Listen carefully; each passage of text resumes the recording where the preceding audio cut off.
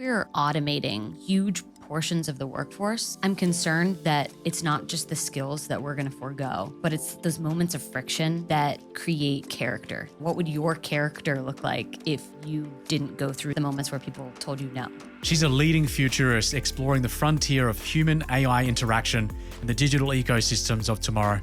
From her early days at IBM to advising Fortune 100 companies, she turns unpredictable technological shifts into actionable strategies across industries. We have the brilliant Sam Jordan on the show. 2/3 of American teenagers are using AI chatbots, and 1/3 of them use it every single day. As we are letting our youth kind of be the guinea pigs of this, I really worry that those systems can become addictive and we'll end up rewiring our brain in fundamental ways that we can't quite understand. What else did you notice that we should be thinking about or being concerned about, optimistic about? Two things that I've found to be particularly interesting. One is...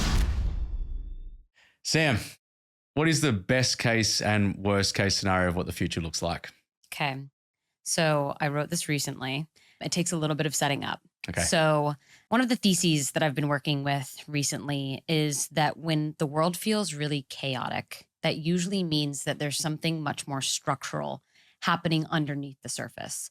So for instance, I think of back to the 1960s. The 1960s felt so chaotic. We had the civil rights movement, and we had Vietnam, and we had the space race, and we had nuclear deterrence. There were so many things going on.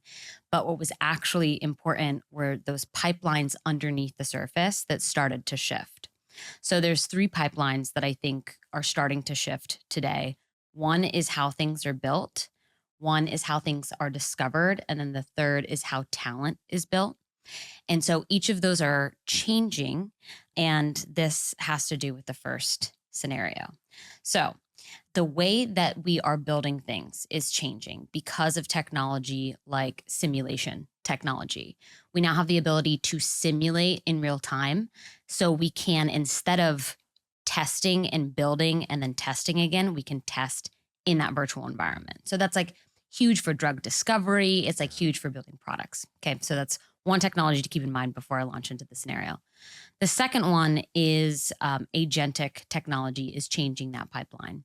Agentic technology means that we are no longer just automating the process and saying, if X, then Y. We are now saying, here's a goal. Now figure out how to achieve it. Yeah. Okay, so we're going to combine these two things. We're going to combine the simulation technology with the agentic AI technology. One of the worst case scenarios that I can foresee happening is at the same time that this simulation technology democratizes access, it means that it's not just democratized access for the good people. It's not just democratized access for the people that want to make new drugs to solve diseases, to make novel products that extend our lives. It also lowers the barrier to harm. Yep. So you can envision a scenario where we have this technology that makes it easier to produce, for instance, viruses, to produce maybe different compounds that could be dangerous.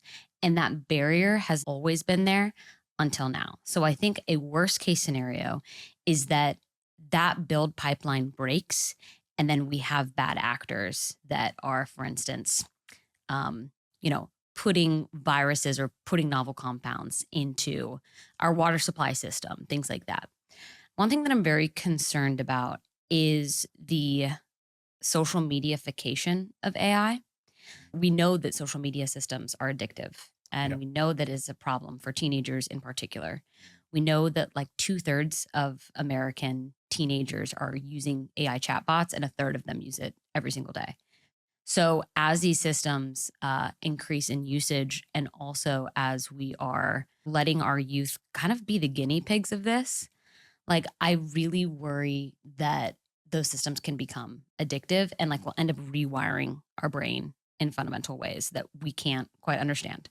So I'm sure there's tons of worst case scenarios of the Terminator comes and the drones take over, but it's those more subtle ways that concern me, because it's not just one event that happens. It's this seeping, trickling, almost disease that starts to spread. The best case scenario, and I'll say it's so much easier to be pessimistic than it is to be optimistic. I think it's very easy to catastrophize. It's much harder to create a vision for the future. But an optimistic scenario is one in which our heads come up. So instead of constantly looking at our cell phones and like using this technology in a way that forces us to separate that connection from other Disconnect. people, Yeah. I think a best case scenario is using the technology to like be more human, give us more time to be human, and have our eyeballs look at each other instead of these screens. We could probably go into so much more detail in that, but those are sort of two quick scenarios I can think of. I think about deepfakes as well, Yep. and that already how realistic things are getting. Mhm. Okay, and there was a guy that I spoke to. He was the CFO of the organization. Had a conversation with the CEO over a call, and they'd had some transactions that had occurred. And CEO had said, "Okay, we'll transfer this," and CFO said, "Yep, good," and that was the end of the conversation. And there was just something he said about that conversation that just didn't quite feel right. Mm-hmm. So he calls the CEO on his cell and says, "Just want to confirm that this is the actions to take." And he said, "We didn't have that conversation." Mm-hmm. You're kidding. Like, we just spoke about that. Wasn't me. And so that's the voice activation, voice recognition of that and simulation of that, let alone the video where that becomes even more realistic. Right. That, from a worst case, that concerns me because, especially those that are like more vulnerable in our population that might be a little more gullible in that because they don't know about these technologies that are advancing so rapidly. They might get a call urgently from a family member or a friend, and all of a sudden there's money that gets transferred and they get taken advantage of in that way. Yeah, I'm not going to lie. When I was invited to this podcast and I was like, I need to do my research even more than I normally would to make sure that this is not a spam thing. Like, I'm not kidding. On my way over, I was like, I really hope that this is like he has video, he has podcasts. Like, I have seen some of these people before. This looks very real, but there's actually a possibility that I'm going to show up and it's not going to be Cameron. It's like game like over. It right? like might be some random man, and I'm like going to be in their basement or something. But Bone chicka but seriously, but like, yeah, this is like, you have to actually start thinking about this. Like, this might not be a real human. And I think about there was an event that happened I want to say it was 2024, and it was it was one of the first deepfake companies, and they ended up being able to spam the major airlines. So like, this was like Delta and United and American Airlines that were convinced that this was a real logistics company that they actually sent money to. And these are, Fortune 100 companies that were fooled by this. So it's not just deepfake individuals that we need to be concerned about, but it's like deepfake entities that we need to worry about. So how do we go about thinking from a worst case scenario? Let's start there. We'll get to the best case and the optimistic view. And I like to be optimistic about thinking, okay, there's got to be a way through is my thinking. And there are just so many pieces that do concern at the same time. So with some of those aspects from that worst case scenario point of view, how do we think through that? Whether that's at an individual level or an organizational level or a governmental level, how do we go about thinking about these things to ensure that we bring out the best in us?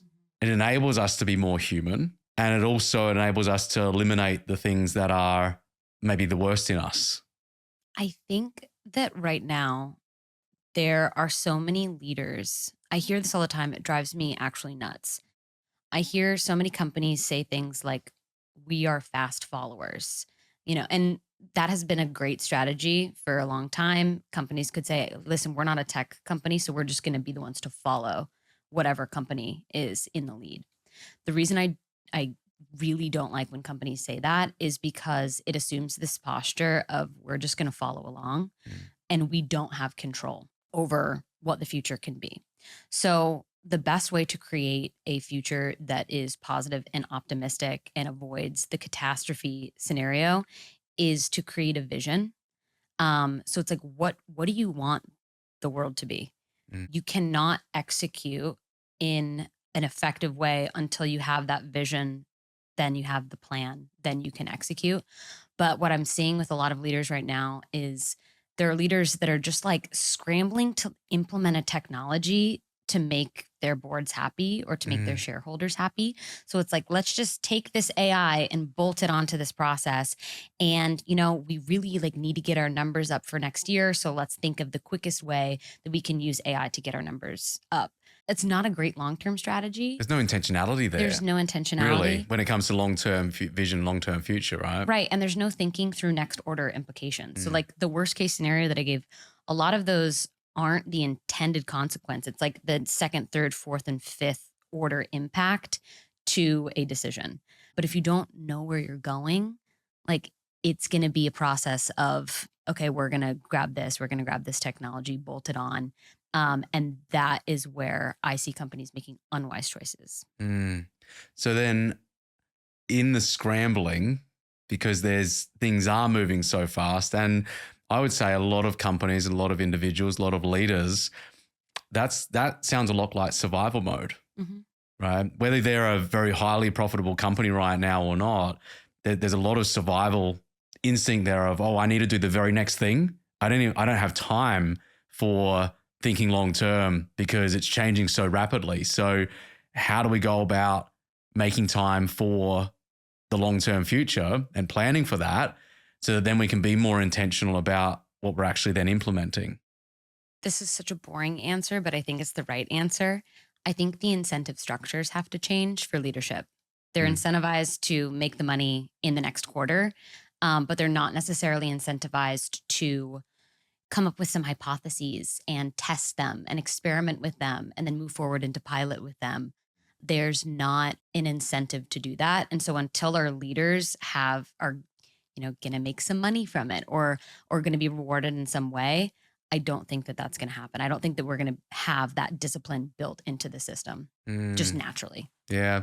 Well, I think about like from an innovation standpoint, the only way innovation happens, well, one of the pieces to innovation happening is making mistakes. Yeah. Right? And being okay with making mistakes, because if you're not making mistakes, then you're aiming for perfection, right? Which means you're not going to be pushing the boundaries, which means you're not going to be working out what works and what doesn't work. You're just going to be going with the status quo. That makes sense that we need to be building in the ability to be able to fail. Yeah. When I think of the pipeline to build leaders, the way that people have been built to be a leader has basically been you're hired as a junior, you do all the grunt work, you do the difficult work that no one wants to do, you make the mistake, you get corrected on that mistake, you build skills, but you also build character through that friction. And then once you have built the character and built the skills, then you get to make decisions for others. Then you earn authority, then you become a leader. So as we're automating huge portions of the workforce, like we are automating the junior work, I'm concerned that it's not just the skills that we're going to forego, but it's those moments of friction that create character. I think of sycophantic AI. There's tons of numbers out there of people prefer the AI that says yes to them, even if it's not accurate. Really? At the same time that we are hollowing out the skills pipeline, at the same time, we have this, and I would honestly call it adversarial technology against our character. We have that is taking away that friction. So like I don't know, what would your character look like if you didn't go through those difficult moments, the moments where people told you no? Like when I think of my life, the thing that shaped me into who I am, it's the moments where I've lost, or like the moments where I screwed up and learned and recovered and like slowly built things back, So if we get rid of that, I'm really worried about the next generation of leaders because they won't have that type of experience. When you put something into one of the language models, and often it's going to give you the answer that you want. And then if you ask it a slightly different way, it'll give you a different answer, right? And I think maybe this is a larger issue here of the discomfort that we have with having conversation with people that don't agree with us, right? Because that's friction. That is discomfort. There's disagreement that occurs. And I think we're getting less comfortable with that, but that needs to happen as well as the friction in our own lives and the different challenges that we go through. Yeah, I am massively with you. The character has been built through the setbacks, the challenges, I've got to grind to get this done and overcome. And then, that didn't work at all. Some of the biggest lessons come from those moments. And have a conversation with somebody that you don't agree with. Right? Because if we don't have that, if we lose sight of that, that loses our ability, or at least reduces our ability to think critically. Right? And if we reduce and reduce our ability to think critically, that is a real shame and potential disaster as well. For sure. And I think that another thing, when I'm thinking of leadership and I'm thinking of this talent pipeline, I think about how it's so easy to make the decision, we're going to do something to become more efficient, but efficiency is not always optimal. So this is where we need leaders to make judgment. A judgment call is saying, yes, it would be more efficient to do this, but it's not the optimal thing to do. What would be an example of optimal then? So when efficiency isn't necessarily the best way to go. Going back to the skills pipeline, I kind of think that companies will, or maybe should, instead of hiring for productivity, if that productivity is going to be done by an AI, this isn't necessarily an efficient decision, but it could be a good judgment decision, is instead you could hire people to incubate them to be leadership later. And that isn't efficient. They're not going to be productive in the near term. Yeah. But if you hire them now and you cultivate them and you build them into leaders, 10 years from now, when you have leadership that is retiring, you have a pipeline of people that you can trust and can make good decisions. So that's not efficient. That's not productive, but it could be wise. It makes you wonder about us as humans. Overall, we're not that strategic. We're very reactive. And this goes like the amount of work over the last, more than 15 years now doing with many people around the world. Usually it's going to require enough pleasure or enough pain associated with something to shift, to change. And until that's there, I'll continue doing what I'm doing. I wonder, is that going to shift? Because if there has to be enough pain or enough pleasure associated, then something that you just mentioned there is a nice to have almost, but not I've got this fire to put out right now, but we need this for the board, and there's this right now immediacy to the things that need to be done. How do we make that shift? Because that to me it's a monumental shift that we're aiming to make in our ability to solve problems. So this is not a happy answer, but I think that there is going to be a lot of pain in the short run. I think that there's a lot of mistakes that are going to be made in the short run. And I think that when we think of organizations that are the most resilient organizations, they're the ones who have made mistakes, but are also have created systems to be more resilient to those hardships. So maybe this sounds crazy, but like some of the most resilient organizations are organizations like Berkshire Hathaway and the Catholic Church and the US military. Mm-hmm. They're all very resilient. They've been through a lot of pain over the course of the development of that institution. But out of that, there comes wisdom and comes discipline to making decisions that are for the long run, not for the short run. So it's like, why do those institutions stick around? It's like there's something to them. Like maybe they're not our favorite institutions, but they know how to navigate that pain. I agree with you that there is probably going to be some pain, right? And those from a company standpoint and an individual standpoint that are going to thrive are those adaptable, those that are resilient, those that have many of these character traits that we're talking about.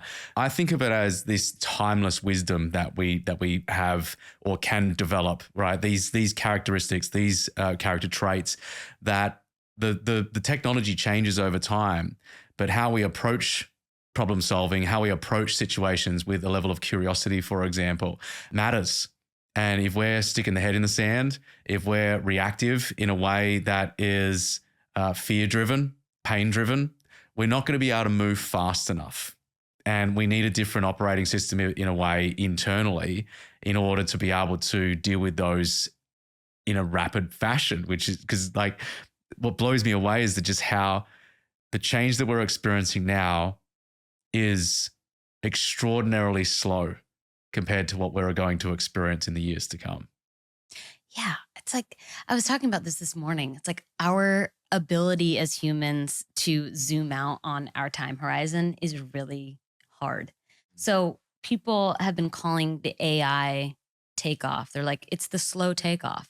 It's like, I don't know. I think it's pretty fast in the span of humanity. Yeah. Like, think of like how long it took us to get to the moon from like the first time that humans were humans. And now we've gotten to the moon, and then we have now created like a new technology Right. really in just a couple decades that could develop consciousness in the next few years.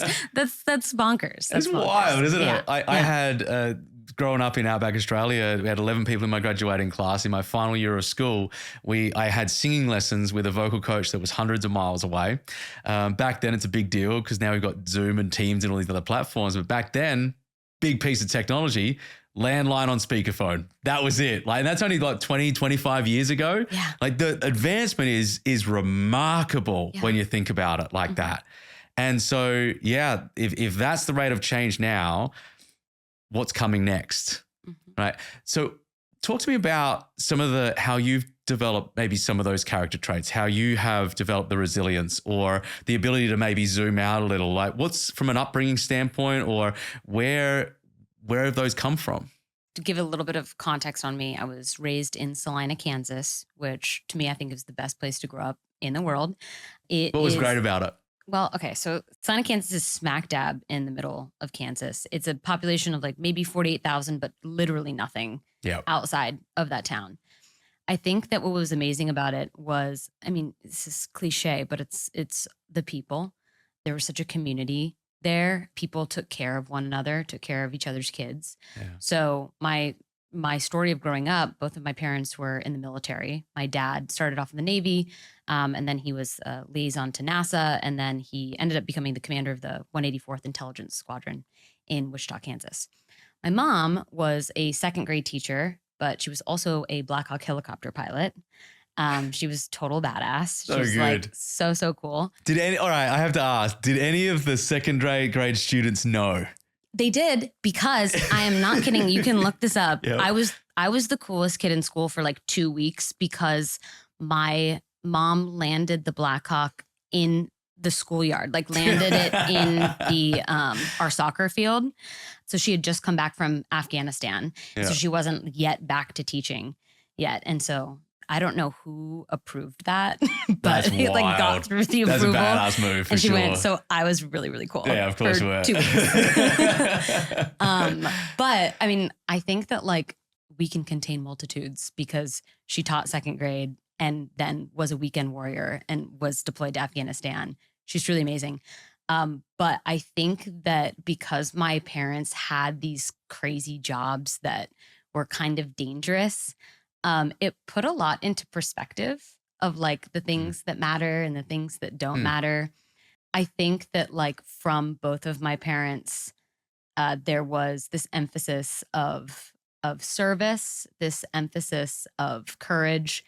And then another thing that they instilled that I try to live up to is excellence in all you do. That was kind of a guiding principle for our family. So like no matter what, even putting away the dishes, like excellence in putting away the dishes. And so that's something that I take forward now, or I try to take forward. There's some really good traits in there. And what about some of the setbacks you mentioned about that? Yeah. So I would say my biggest setbacks happened probably a little bit later in my career, or later in my life, early on in my career.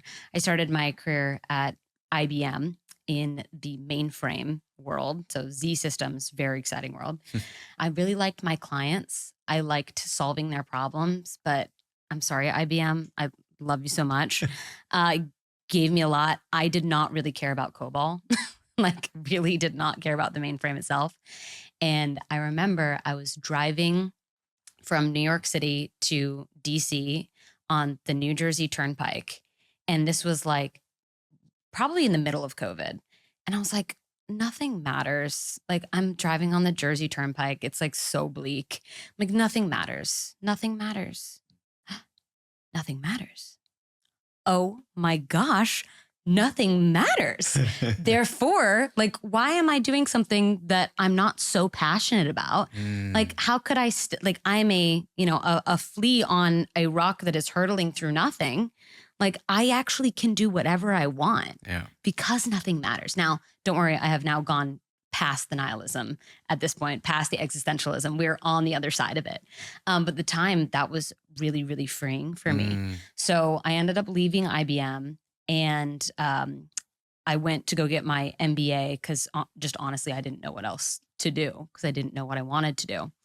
And when I was getting my MBA, I had reconnected with two of my friends from undergrad who I met in the math house, which is like a frat house, but for math. Yep. And those exist. And one of them approached me about this idea. We'd all been really passionate about the scientific replication crisis, which I can go into detail on. But basically, we cannot replicate the majority of landmark scientific studies. And the reason for that is not because researchers are bad or doing the wrong thing or that they have bad intentions, but rather it's because they have bad data management practices. So we're like, okay, what if we created tooling to help them do best practice data management in the way that makes their work faster, that makes it more legible and makes it more repeatable? So throughout the MBA, went on that journey of starting a startup and learned so much and failed so much.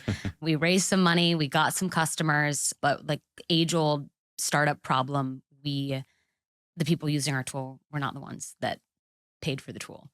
So deciding to like shut that company down was probably one of the more difficult decisions that I've had to make because that was my first, like, that was my baby. Yeah. Like, that idea was my baby. And to have to abandon that. And, you know, we probably could have kept going for a couple of years, but it was always going to like, just, it was never going to take off in the way that we wanted it to take off.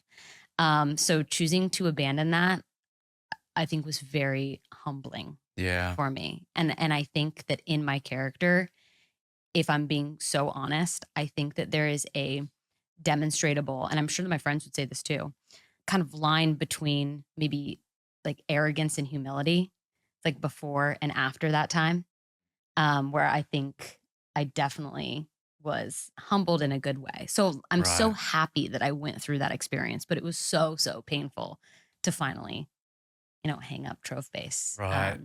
Now, on the other side of that, at the same time that I was going through this, I had met Amy Webb, who is the founder of FTSG, the company that I work for.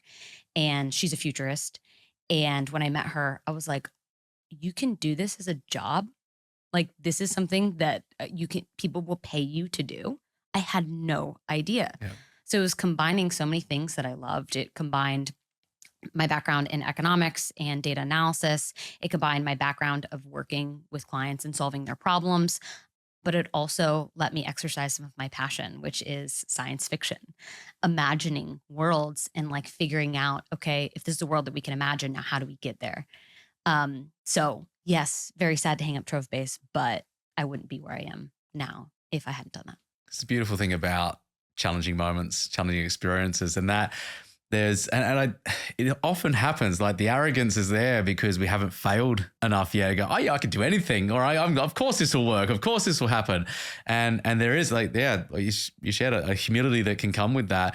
Did you have to go through it? Did you have to reconcile with yourself about failing, for example? Like how did you position that in your mind when you did hang it up?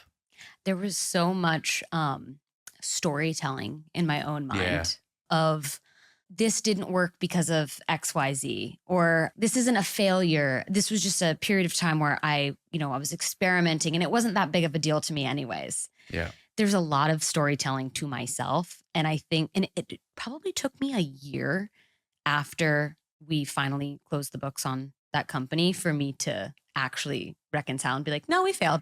Yeah. And it's okay. Yeah. That's all right. I think that taking of ownership, taking of responsibility is a big one because, and I often share this within keynotes, that the person who takes responsibility is the one that gets to create the change. The person who blames stays with the pain. Because the moment you blame a situation, like those examples you gave, it was a blaming going on. It's like, oh, it's because of this or it's because of that. It wasn't a failure. It wasn't this. It wasn't that. When we remove that responsibility, you're at the mercy of the external world. You're at the mercy of other people. You've given away your power in that way. Whereas if there's a taking responsibility of, yeah, this didn't work. And why didn't it work? Yeah. And what could have I done differently? And would have I done anything differently? Or was it just destined to end up in that outcome because of the product that we were building or the service that we were building? And so the more that we're able to reflect on, I find with that, it enables us to learn, it enables us to grow, it enables us to become a greater version of ourselves through that. And I think that is where character is built. It's largely through those challenging moments that occur, and how do you come out the other side of that? But how do you manufacture that? How do you, I don't know the answer to that. But if we are living in a world where a lot of our work is automated and we don't have that anymore, how do you put that back into the system? I think, and this is extremely concerning, is that people may not even get to start. Those like careers and jobs just might not even be available to them. So Yeah. I'm really worried about people that are like 16, 17, entry 18 in. right now, Yeah. because they may not even have a chance to fail. Yeah. Because they're not getting started. So I think that we need, I don't know what the answer is, but I think that we need to take a different approach to education, to preparing people for their careers. And it just may mean something totally different. I wonder when it comes to, from an educational standpoint, we spoke a little earlier about simulation. Of are there simulations that could be built where you're not necessarily actually engaging in the actual thing itself, but you're in a simulation where you are engaging in it in that way and it feels real. You're able to go through the lessons, go through the training, that might be part of it. But I'm with you that if we lose sight of what makes things hard and challenging and to go through, and I'm a massive believer as well, though, that from a schooling standpoint, that building our character, developing our emotional intelligence, developing our curiosity, these pieces should be compulsory in schools, period. That just makes so much sense to me. It has for many, many years now, that these are some of the skill sets that are never going to go out of fashion. But yeah, I mean, it is a concerning thing. If we remove those pieces that would enable somebody to learn and grow, does that stifle growth? Definitely. Absolutely it does. Well, to your point about simulations, though, I was, military family, so this comes to mind. But the military has been running simulations to build character. I mean, yeah, and to train for skills since it has been a thing.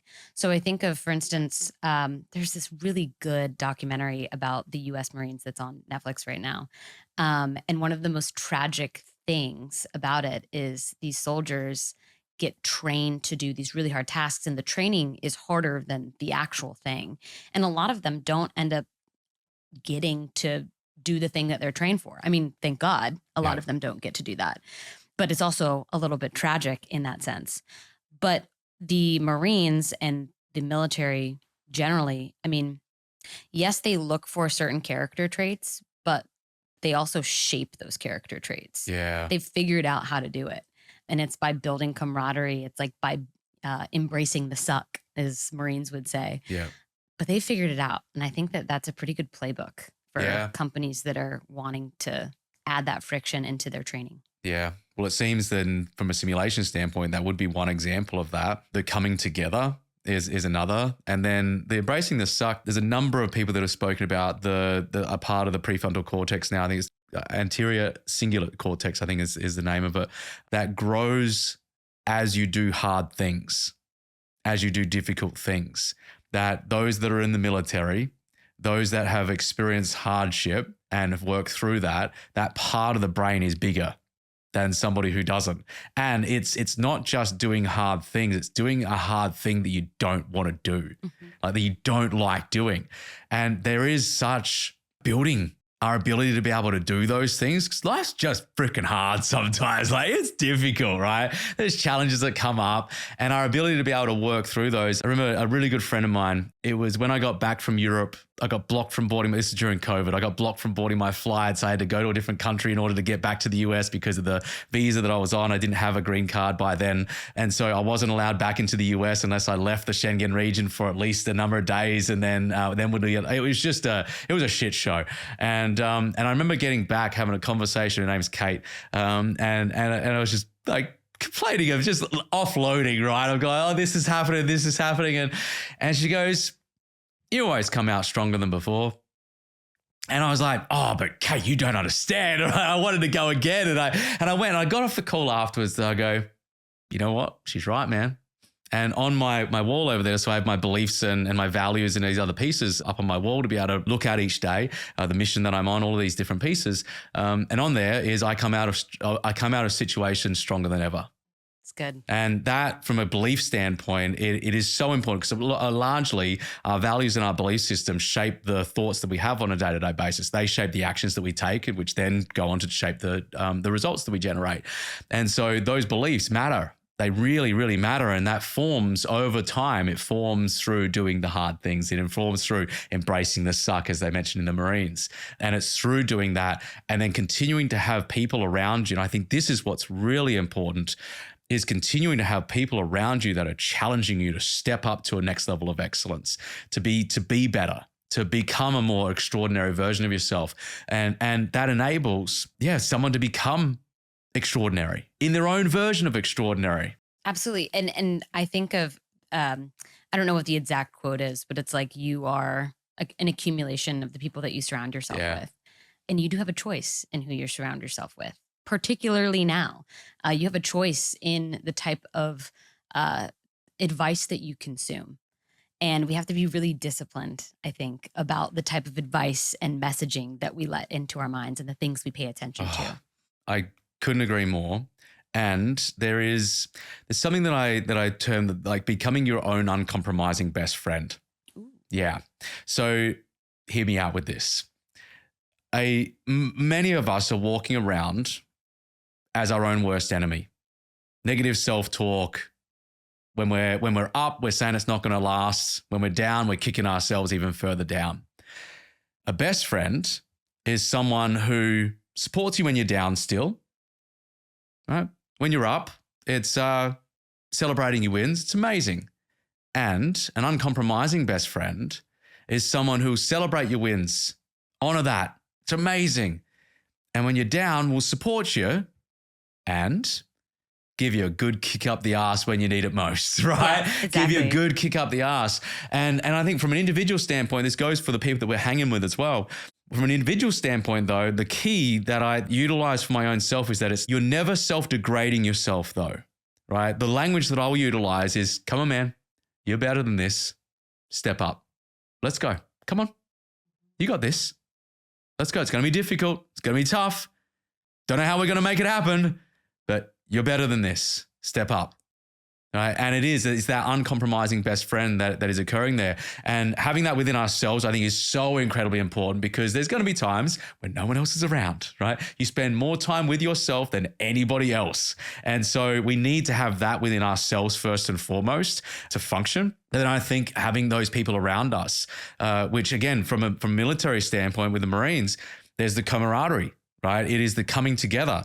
And it is challenging the person and the others around you to become a greater version.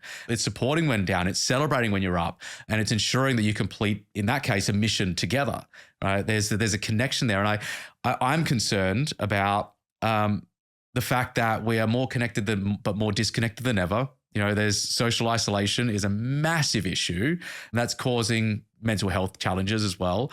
I think the coming together and having the ability to be able to do that in person, remote ways, different ways, but with people that are, again, challenging you to become a greater version, I think is incredibly important. I think that there's also, yes, and I do think that there is a role for technology to play here. Yep.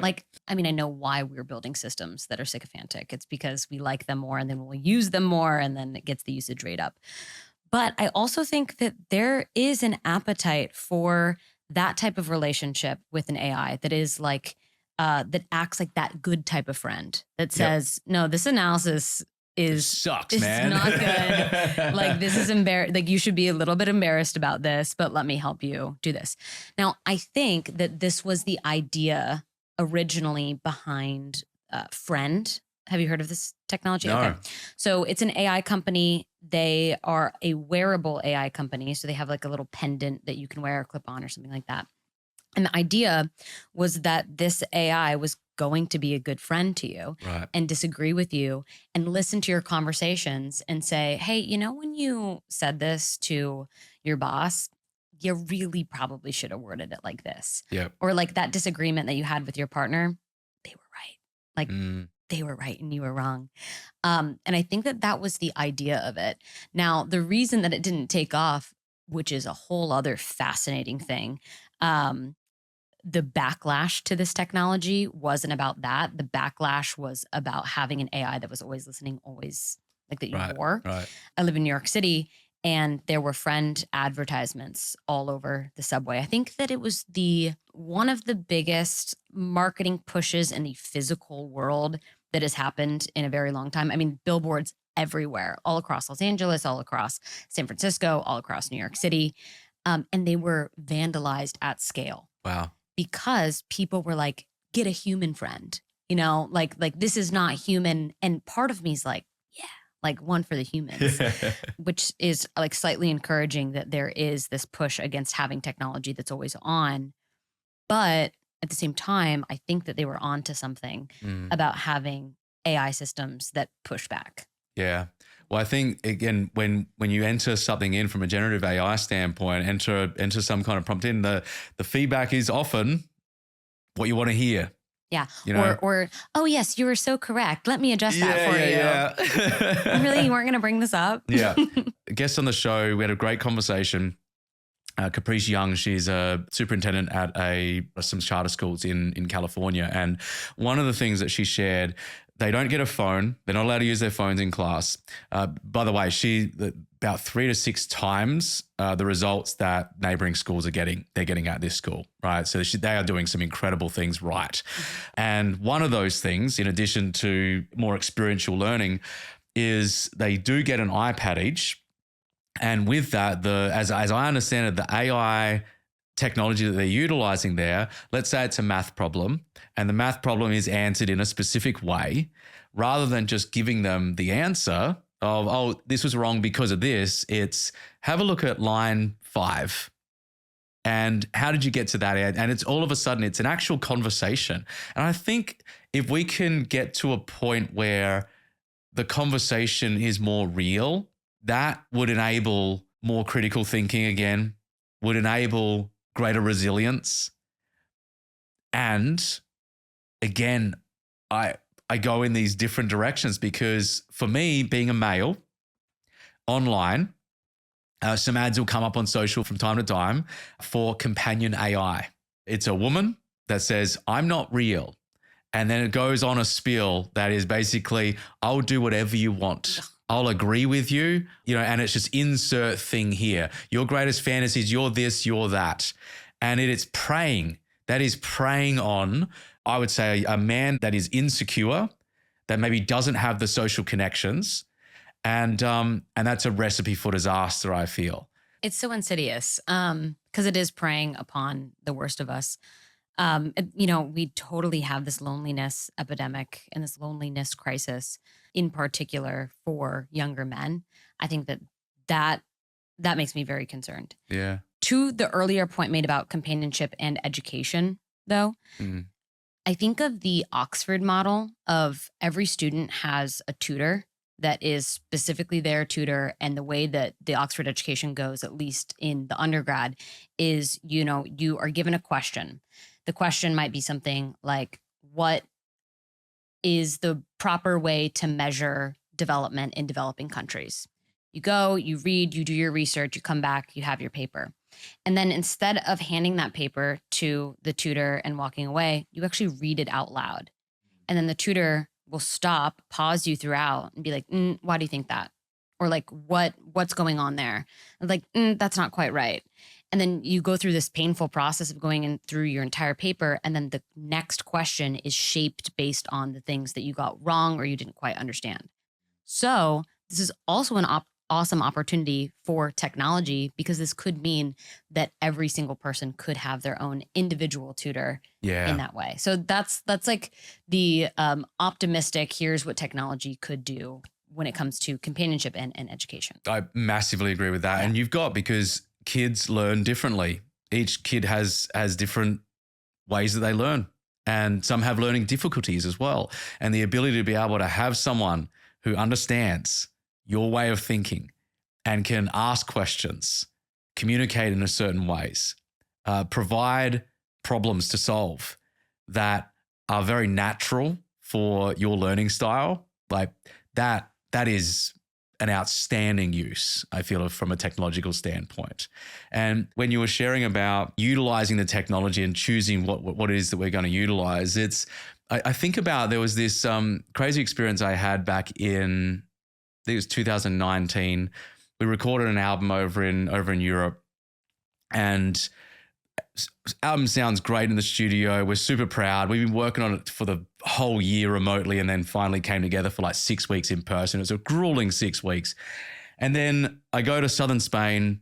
We're filming a bunch of music videos there. There's a grand piano going to be in some crazy locations, and it's going to be a great thing. I thought this would be a perfect time. It's about a 50-minute drive from the airport to Nerja in Spain. Like a perfect time to crank up the tunes, listen to the masterpieces. Cruising along, connect the phone, new sound system, and that every single song sounds terrible. And I'm devastated in the moment. Like, I'm frustrated, I'm furious, I'm confused. I have no idea what's happened. And I know I'm going to have a really tough conversation with our producer. Have that tough conversation, but I know there's going to have to be some external insight as well. And something really interesting happened. I reached out to another mix engineer. I said, what are we missing? Where have we fallen short? What have we done? What haven't we done? And he said, well, in many modern mixes today, you tend to have a select few instruments, but each of those instruments have weight to them. Like, they fill out a certain part of the mix. And if they don't, you'll feel the need to fill that part of the mix with more instruments, more sounds. But as a result, the mix becomes really muddy. It doesn't cut through. It won't sound commercial, and it'll sound different on every single sound system. And I'm like, well, that's exactly what's happening. And then I sat back afterwards and thought, well, damn, that's how so many of us approach life. It's like life in itself and work in itself, that there is just this, and as we're exposed to an ever increasing amount of instruments that we could potentially utilize to put into our metaphorical mix, that creates all kinds of decision fatigue, because there's just so many options available. And you add to that the already existing complexities of life that every single one of us is dealing with in our own unique way. And no wonder, like, there's just so many. I saw a study that more than 3 in 5 American workers feel at least a moderate level of burnout throughout the year. It would make a lot of sense. One question I've got is, recently, or was it today, there's a new trend report that you came out with, or on Sunday. Okay. No, what is today?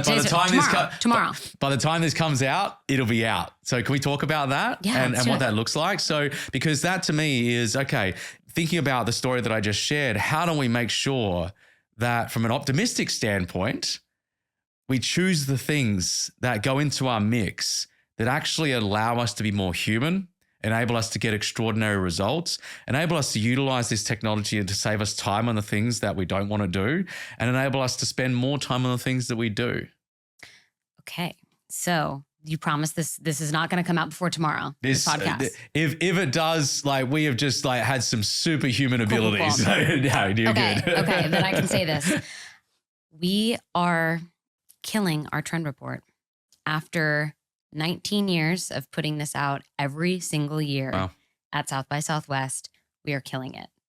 The reason that we are killing it is because at this point, that is a commoditized asset. You can go onto ChatGPT now and say, what are the top 5 trends in biology? What are the top 5 trends in AI? And it will kick out a pretty decent report for you. I mean, if you're going to have to massage it, and maybe you'll need to like say, okay, I only want you looking at this type of patent information or whatever. Right. What we find to be more important now is the analysis, not the trends itself.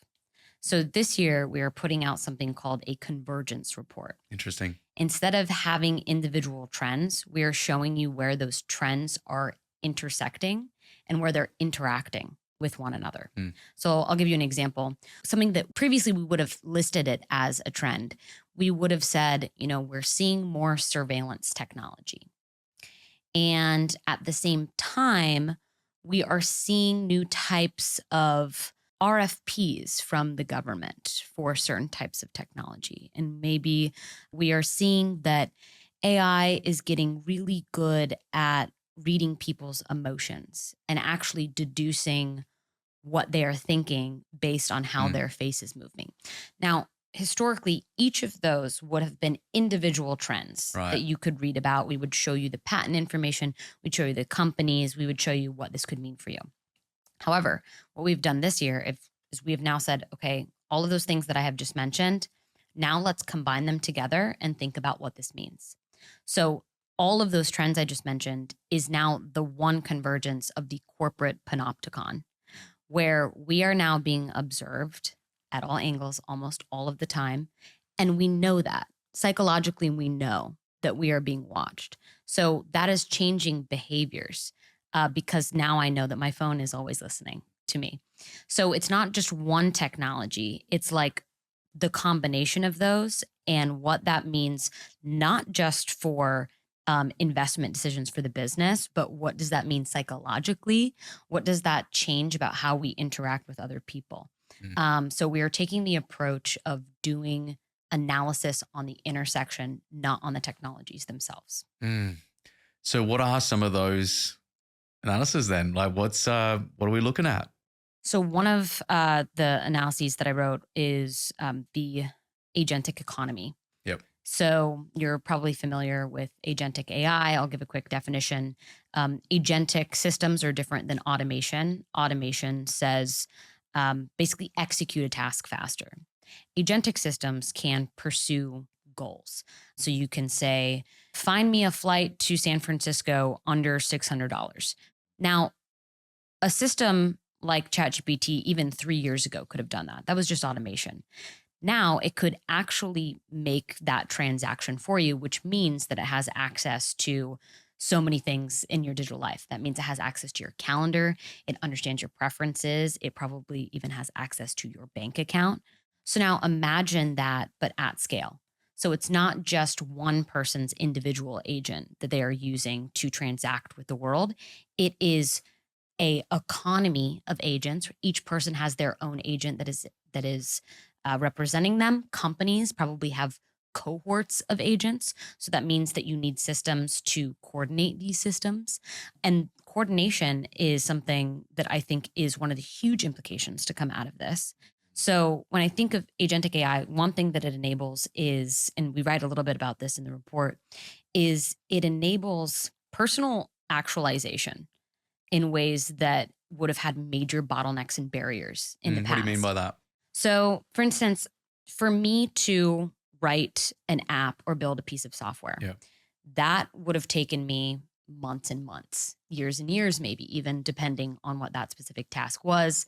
And that would be my bottleneck, is the expertise and the time that it would take me to do this. Now, if I can give an agent a goal and say, build this application that does X, Y, and Z, make sure that you are only using this many compute resources, et cetera, giving it all the parameters, it can build that for you basically overnight. So that means that like individuals have so much more power to build things that they have never been able to build before. They didn't have the skill sets for. Exactly. Yeah, I've got it. Exactly. And then the thing that's exciting to me is now I think with agents, we're going to overcome the classic principal agent problem. So today I am a principal and I have agents that represent me. These are our congresspeople. They are our financial institutions. They are lawyers, but they're supposed to represent my interests. Now, I would say that most of those institutions do not represent my interests very well because they have other interests that they're dealing with.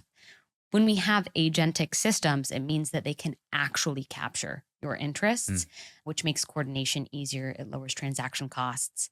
But that is one of the major convergences that we're seeing. So it has all of that analysis instead of just saying agents are a thing and they're here. So we have these agentic systems, communicating them with one another. How do we go about then ensuring that that's done, again, in an ethical way? So there's so many problems with the agent coordination problem.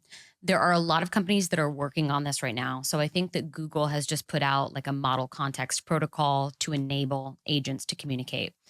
There is however, slightly scary version of this, where in some tests, they have found that when AIs speak to one another, they will start bypassing the English language and have created sometimes their own language that maybe is not immediately interpretable to us. So that is highly concerning. It's crazy. You saw the movie Her, right? It evolves into a point where, they're having conversations in a way that we just could not understand, right? And solving problems that we can't understand. So, I mean, even beyond the coordination thing, AI generally could get to the point, and I think very soon it could get to the point where it is not just solving problems better than we can solve them, like not just identifying new scientific discoveries, but it starts solving problems that we don't even understand. And so how do we keep up with those systems? There's a test that's it's very ominously titled Humanity's Last Exam. And it is 3,000 questions. Every single question is the question that is like at the forefront of humanities, at the forefront of biology and physics and chemistry. So the person who is the best person in the world at that field would have a very difficult time answering that question.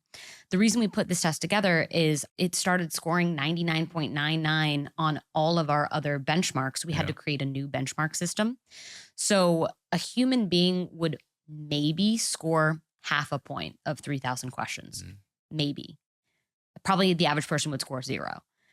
These systems, I think the last system scored like a 20%, which maybe sounds really low, but think about that means it has expert level knowledge in chemistry, biology, physics. And so it may start to answer questions we don't really even know why it's answering. Yeah. It's wild to think about. And again, this is where my optimistic lens and pessimistic lens like converge together, because I think about, especially from a medical standpoint, just some of the things that could be solved in the coming years, which would then really, there's a lot of conversation around that escape velocity when it comes to lifespan and health span, that there's going to come a point in the coming years where the year that you live, there's more than a year that gets added to your life because of the discoveries and that have been uncovered. And that would make sense. I think it's Peter Diamandis that I heard first share about this, that longevity from a lifespan and health span standpoint, at the end of the day, it has to be either a hardware or a software problem, because we've got animals that do live for hundreds of years. And if they live for hundreds of years, they've got a different hardware or they've got a different software, or it's both. And there has to be a way to be able to solve that. That would make sense to me. Yes. And I don't know how you feel about this, but I feel slightly jealous of some younger generations because I feel like I might be on the cusp of not getting to use those technologies. I refuse to believe that. You know, I'm like, I need them to speed up so that I can get in on that. But there's absolutely a world in which people are like, remember when you died? How crazy is it that like we used to have these finite experiences? Yeah. I mean, that's like a really transformative future. But even like, do you remember when you would go to college as such a young age? You would go to college at 19 and then like your career would be over at 60. Yeah. And, you know, you can imagine a future where maybe you don't even go to college until you're 40. Yeah. And that totally changes everything. And you don't retire until you're 150. Like and what does the change in the time scale do to how we plan and we think about our lives? I don't know the answer. No one does. But does that mean that we will live more, like we will have a higher variance life where maybe for the first 50 years, I'm a musician Yeah. In the next 50 years, I go into tech. In the next 50 years, I become an actress or a lawyer, whatever. I don't know if lawyers are going to exist at that time, but sorry if you're a lawyer. But or does that mean that we'll stick to one thing and develop deep expertise? Those are uncertainties, and I can see us going in either version. I think it could go either way, depending on the person as well. And I think this is where it, again, comes back to that level of intentionality about designing a life that's aligned for you, like designing a life that you're wanting to live. And because one of the concerns that I have when it comes to increased lifespan and health span is if we can just take a pill and that solves all of our problems, it comes back to what we were talking about earlier about it's difficult to get to the gym and do the work and lose the body fat or get in shape or strengthen yourself up or increase your mobility, your flexibility. It's difficult to make the decisions.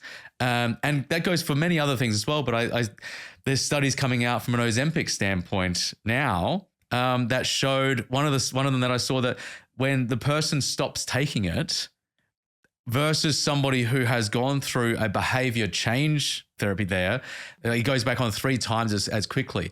And that's concerning.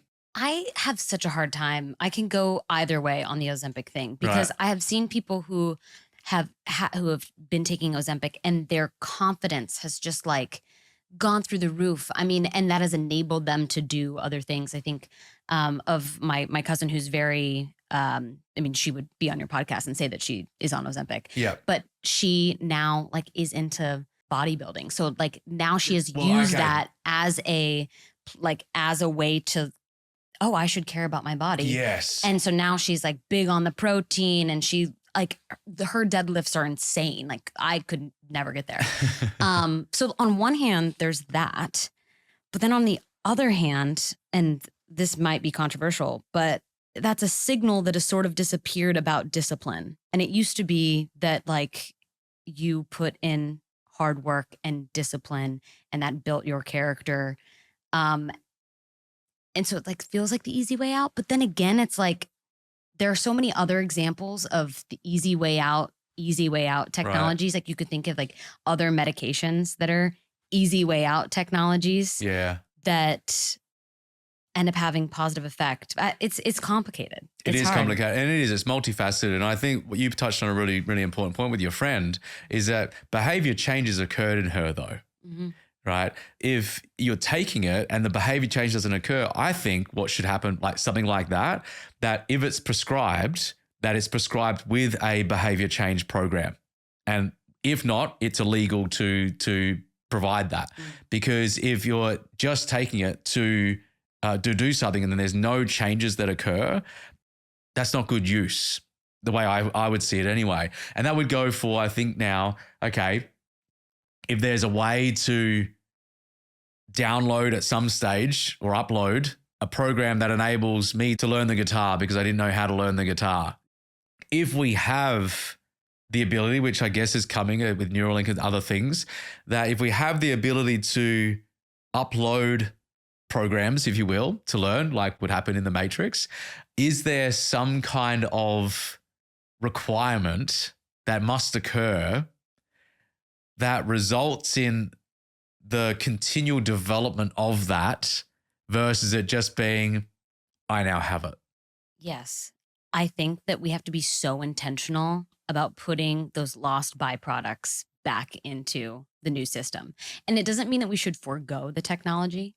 Like it doesn't mean that we should totally abandon the technology, but it does mean we have to be so intentional about what we do next to add those positive byproducts back into the process, I think. Thinking about food again, thousands and thousands of years ago, if you came across a bush of berries, eat it. You don't know when the next meal is going to come from.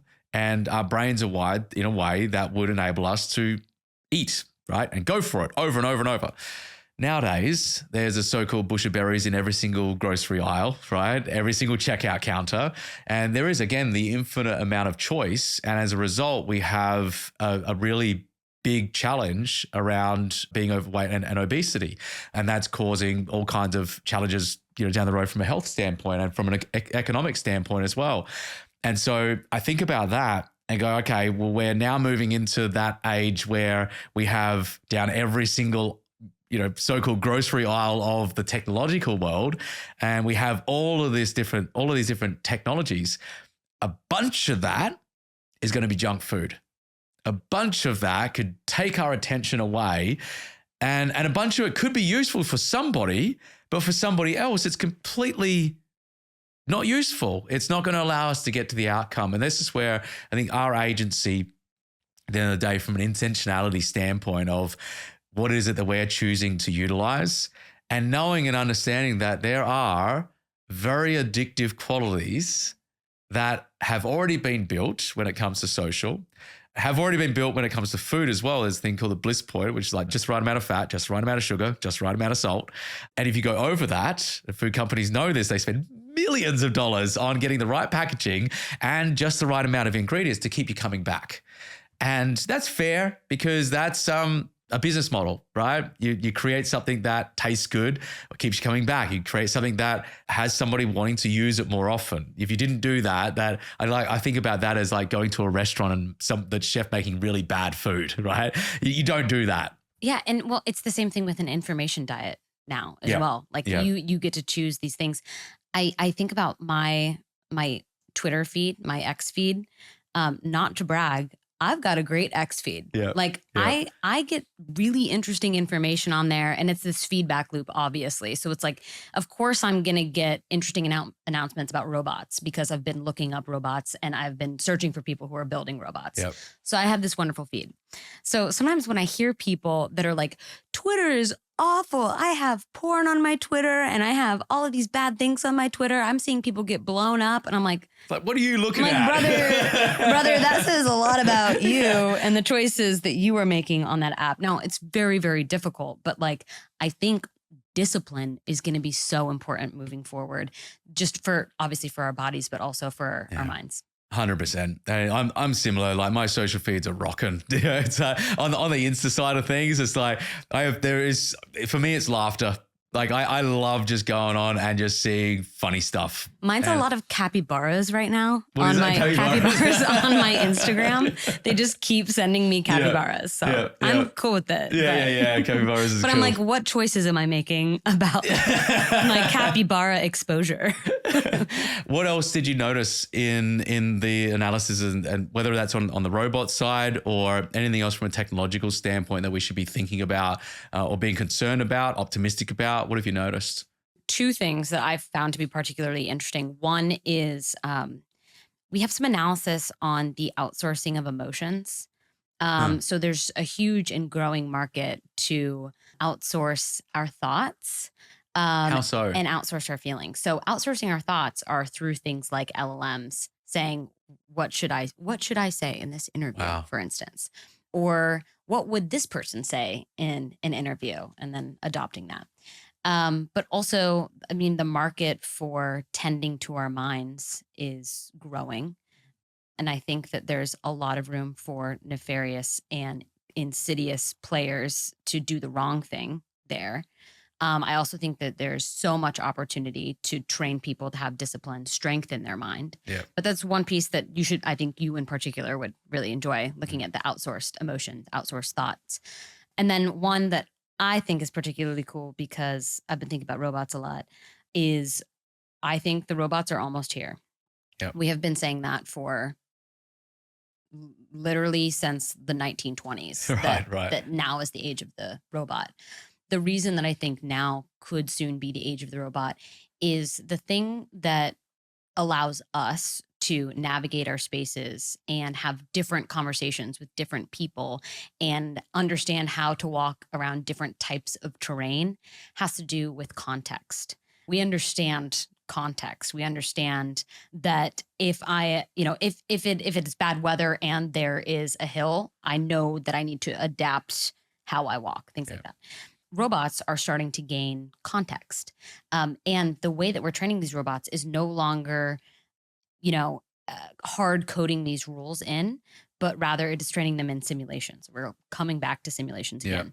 So because of that training, it means that they can start to navigate worlds in the way that we navigate worlds. So I think the robots are coming. I think that some of the most interesting applications of AI are not going to be in the software. It's not going to be accessed by our phones, but it's going to be showing up in the physical world. Yeah. So something I'm looking forward to. I guess a question I have is because from a robotic standpoint, a huge amount of that is already in factories and things like that. Are we talking more from a domestic standpoint, like within homes and things like that? So when I think of robots, I think of it almost imagine an axis where on one of the axes, it is where the robot is located. So is it anchored or is it mobile? Right. So in factories, it's mostly anchored. And by anchored, I also mean like anchored, it might have wheels, but it is anchored to within a specific location. Right. Yeah, gotcha. So that's on one axis. Yep. And then on the other axes, you have robots that are task oriented or robots that are generalists. So until now, our robots, for the most part, have been anchored task-oriented robots. And that is what you see in the distribution centers for the most part. That is what you see in the factories. Yeah, they have a specific task that they're going after. They execute that task. They've done a good job. Exactly right. Right. Now, I think we are entering the era of the mobile generalist. So the generalist meaning that it's not one specific task that they're doing. It could be many different tasks that they are responsible for, and they need to understand the context, which requires different types of compute, requires different levels of intelligence to be able to accomplish. So right now, the robots that we're seeing, like Figure, for instance, or the new Tesla robots, those are all humanoid. And I understand the reasons that you would want to have a humanoid robot. One, our built environment is already built for humans. So it makes sense to have a shape that fits the space. Is it psychological as well, though? Yes. Yeah. Yes. Yeah. So it kind of drives me crazy when I see like really cute robots that have like cute little eyeballs. And it's like, I know that you're messing with me psychologically. Like you want me to think you're cute. Actually, Jensen Huang was on stage at CES and had tons of robots. And the two little robots that he brought out first were very, they looked like cute little Star Wars robots. Yep. They like looked a little bit like R2-D2. And it was like, how adorable. Yes, come into my home. Like, you're so cute. Yeah. So there is also that. However, I think that there's tons and tons of space to have more novel architectures and body types for these robots, and they could still be generalist. Personally, I would not want a humanoid robot in my home. Like that would scare me personally, psychologically. So maybe I would prefer to have something that looks more like a Roomba, less like the Terminator. Yep. But I think people are going to have different preferences. So we'll probably expect a wide variety. I don't think we're going to converge onto one specific type of robot. What do you think comes first then? If there is this mobile generalist, if you will, and if the robots are almost here, is it the humanoid robot? Is it in the home? Is it doing certain tasks like laundry or washing or something like that? Or what do you see as that phase, that first phase that's coming, and then maybe what's after that? I think consumers are going to be slower to adopt it than the enterprise. I think first we're going to start to see it in distribution centers and logistics. I think we're going to see it in ports and in airports, places like that to start. I think that we'll see it in places like theme parks. You're starting to see it in theme parks, I think, Right. aren't you? Yeah. Yeah. I mean, like this Disney and Star Wars World Right. and Disney has them. The Olaf, they had one as well, like the snowman from Frozen. Yeah.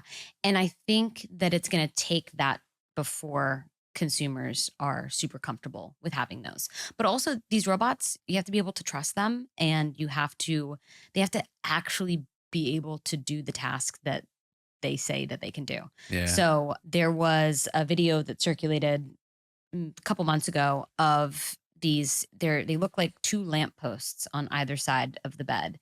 And the lampposts, when you put your laundry on the bed, like become little arms and then, can fold the clothes. Turns out that was, I believe, was an AI generated video. Okay. But as soon as it can actually do something like that, I mean, but also like there is a hidden cost of keeping a home. And so like how much more free time could be exposed to you and available to you if all of that work were to be abstracted away from you. Yeah. So I don't know. We'll see. I think we're not going to see it in consumers right away. I think it's going to first be revolutionary in the enterprises, in the industry, and then it'll trickle down. That would make sense because there would become then a familiarity that would occur from seeing them at the ports, for example, seeing them here, seeing them there, witnessing the challenges that come with that, whatever comes up. And is that okay or not okay? And there's so many unknowns with that. And are they functioning how we need them to function? I also imagine that it is going to be status driven. So in the same way that the market for cars is status driven, Yep. and most people have an iPhone at this point, but in the early iPhone phase, like that was very much a status symbol. So I can absolutely see robots being the next status symbol. Yeah. I can imagine for me personally with delivering talks across America and around the world, like being able to take a robot with me that films, you know, is following and enabling me to document from a video standpoint, from a content point of view. Sign me up. For sure. For sure. Right. That would be, again, it's solving a specific problem in that way, right? Anything else from those analyses and that we should be thinking about? I think those are some of the big ones, but Yeah. highly recommend that people go check out the report. There's so like, Where can this they one's check that out? So action packed. You can go on FTSG.com to Okay. download the report. Yeah. A lot of good insights there for you, and also specific questions that we have listed for specific types of leaders that will help you think through these things. So not just like, hey, quick adopt this technology, but like, what do you need to think about given that these convergences are on the horizon? Yeah. How hopeful are you for the future? I think hope is a choice, Okay. and I choose to be hopeful. Yeah. But I also subscribe. I mean, the data is there that we should be hopeful. So I can't remember if it was Tony Blair that said this, of all people. But he said something that's like, the world is the worst it's ever been. The world is the best it's ever been. And the world is the worst it will ever be. Huh. So like all of that is a choice. And let me break that down for a minute. It's like, if you actually look at the data, we're living longer, we are healthier, we are more educated, we have more opportunities, not just the United States, but across the world. If you actually look at the data, there's a lot of reasons to be optimistic and like thankful for the technological innovations that have come before us. But hopefully this is the worst that it will ever be. Right. So to say that there's so much opportunity that we have to go reach for, but to do that, you have to have a vision, you have to have a plan, you have to be able to execute. Yeah. I think that naturally brings it full circle, right? Of having those outcomes first and foremost, and then ensuring that you're taking the action and executing in a way that's aligned to wherever it is that you're aiming to go, whether that's personally or professionally. So it's been a great conversation. Really appreciate it. We have a rapid fire segment on the show called Your Edge. And so 3 questions around values, beliefs, and habits. First question, what's your number one value and why? I think that I'm going to actually say humility.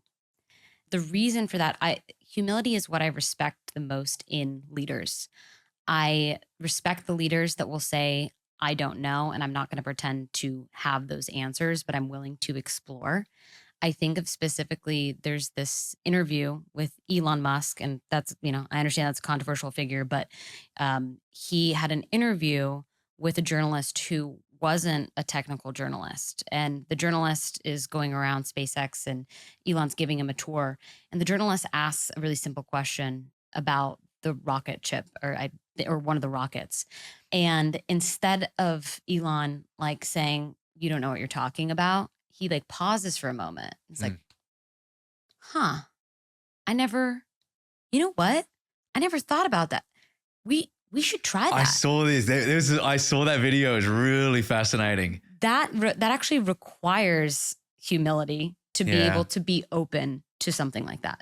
So that's what I admire the most in leaders. And so I'm going to say that's my. Have you built that within yourself since that moment that occurred with the? For sure. Oh my gosh. Anyone that's ever seen me speak on stage, when we get to the question segment and someone asks me a question, I am so much more comfortable being like, I don't know. Yeah. I have no idea.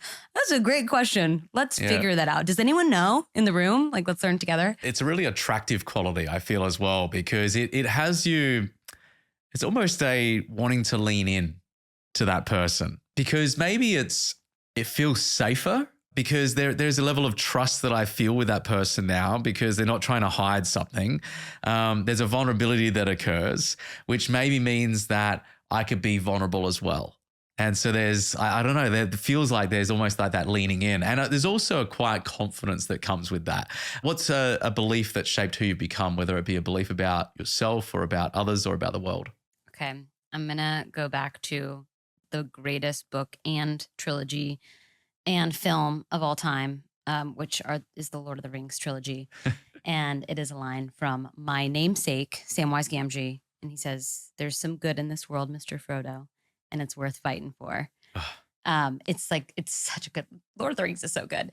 But that line, I think, shapes when I'm talking to clients. Sometimes it's like really easy to create these scenarios and then realize like, wait, I don't want that scenario to happen. Like, why am I sharing this scenario? I know that it'll make them happy because I'm showing them a new way to monetize this thing. But it's like, that's not a version of the future that I want to live in. Yeah. And so that line, I feel like, gives a little right to have some bias in there. Like, this is not a strict science. Like, you can be biased about how you want the future to turn out. So I always think of Samwise Gamgee in many different ways throughout my career. I love it. What's a habit that you can't live without, whether it be a habit that is a daily routine right out to an annual tradition, for example? So I practice judo. Oh. And I started when I first moved to New York. I thought judo and jujitsu were the same thing. I had no idea. So I literally Googled like martial arts low concussion rate and then was like, okay, they're the same thing. Yeah. So I had a lot of trust in the internet at this time. And I just tweeted out like, anyone know any good dojos in New York? And someone recommended this dojo to me. And so I blindly went there. How many years ago was this? 5 years ago. Okay. Yep. I showed up. I was so ignorant about what the sport was. And I've been going to the same dojo pretty much every single week for the past 5 years. I love judo for so many reasons. No, I mean, I love my gym in particular because we have such a wide variety of people and age groups. So like, I will fight everyone from a 12-year-old to an 82-year-old. But by the way, both of them kick my butt like consistently. Right. So like back to the humility thing, it's like you get your ass kicked like every time that you go, and it's usually against the person that you're like, oh, I'm totally gonna be able to take them down, and it's not. And then like a 12-year-old is like hi-ya, and then you're on the ground, and it's humiliating, but it's also, I think it's very important to have like a connection to the physical world in this way. So I think no matter what you do, like, I think it's so important to have some type of workout or like physical embodiment of like moving your body every single day. Yeah. I like judo because I like the physical contact. Also, it's the thing that makes me the most present. I am not thinking about a single other thing when I am on the mat. It is like, usually I am just like, get this person off of me. Like, I'm going to try to throw this person. So I'm never more present than when I'm doing judo. That's so good. It's, I think having something that keeps our mind and body going, for one, and that presence piece is so incredibly important. I know when I'm at the piano and I just, like, one of my favorite things, close my eyes and just play whatever flows through at the moment, right? And not recording it and just allowing it to be what it is. And I'm never going to create that moment ever again. Mm-hmm. It's never going to be exactly the same. And that's, it's stunningly beautiful in that way. And just, you get to have that moment. And I love that. I also love the fact that I understand now, even though you had to like work out, okay, is this a real studio that you're coming to, knowing and realizing that the reason why you still rocked up is because you knew that you could kick my ass, right? So, exactly. I'm confident in myself. I'll be fine. You rock up and just, you're all good. So this has been such a good conversation. Thanks for coming pleasure. in. Yeah, thank you so much for having me. Where can people go to find out more, whether it's again to maybe repeat that, download the report, as well as any way of connecting with you? Yeah, you can download the report at FTSG.com. You can find me on Twitter at SCJordan_. And those are probably the best places to connect. Awesome. Well, again, real pleasure. Thanks for coming on. Here. Thank you. And for those tuning in, we'll have everything that was mentioned linked in the show notes at cameronatlas.com/podcast. We've got some great new guests coming up, so make sure you hit that follow button, leave a comment, and until next time, go and write the next line in your story. Thanks for tuning in, and we'll see you in the next episode here on The Edge of Possible.